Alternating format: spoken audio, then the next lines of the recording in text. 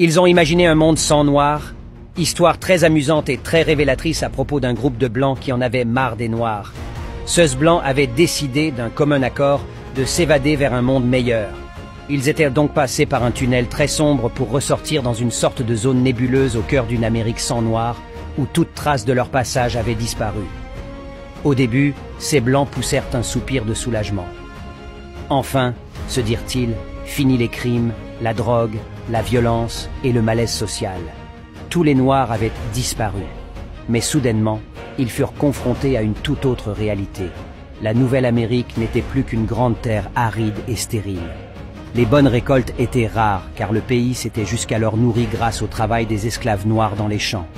Il n'y avait pas de ville avec d'immenses gratte-ciel, car Alexander Mills, un noir, avait inventé l'ascenseur, et sans cette invention, il aurait été trop difficile de se rendre aux étages supérieurs.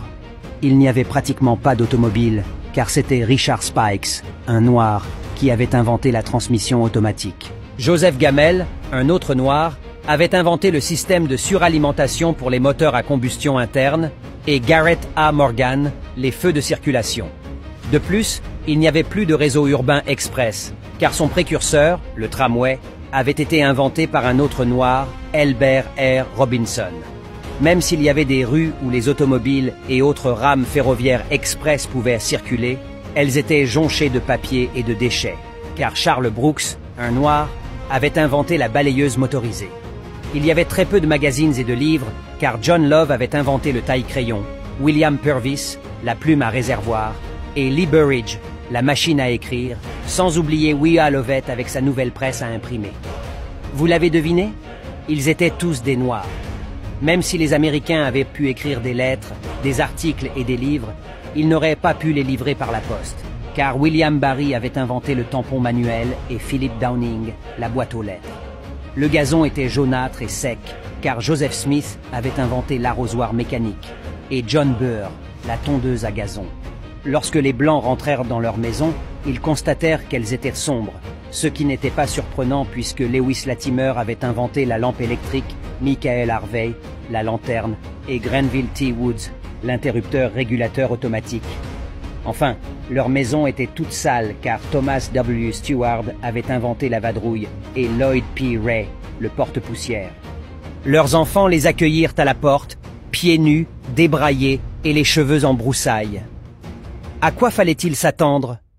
Jeanne E. Matzelinger avait inventé la machine à forme de chaussure, Walter Sammons, le peigne, Sarah Boone, la planche à repasser, et George T. Samon, la sécheuse à linge. Les Blancs se résignèrent finalement à prendre une bouchée dans tout ce chambardement, mais pas de chance. La nourriture était devenue pourrie car c'était un autre noir, John Standard, qui avait inventé le réfrigérateur. N'est-ce pas étonnant? Que serait le monde moderne sans la contribution des Noirs? Martin Luther King Jr. a dit un jour, « Quand vous êtes prêt à partir pour le travail, sachez que la moitié de toutes les choses et de tous les appareils dont vous vous êtes servis avant de quitter votre maison ont été inventés par des Noirs. » Tout cela pour vous dire, chers frères et sœurs, que l'histoire des Noirs ne se résume pas seulement à l'esclavage. Quand nous pensons à Frederick Douglass, Martin Luther King Jr., Malcolm X, Marcus Garvey et Dubois. Diffusez ceci à tout le monde afin que tous sachent la vérité. C'est le minimum que nous puissions faire pour leur rendre hommage. Comme disait Bob Marley, « Time will tell ». Le temps le dira. Je ne peux m'empêcher de publier ce texte qui en dit long sur le complexe d'infériorité que certains Noirs nourrissent quand il s'agit de la maîtrise des nouvelles technologies. Noirs et fiers.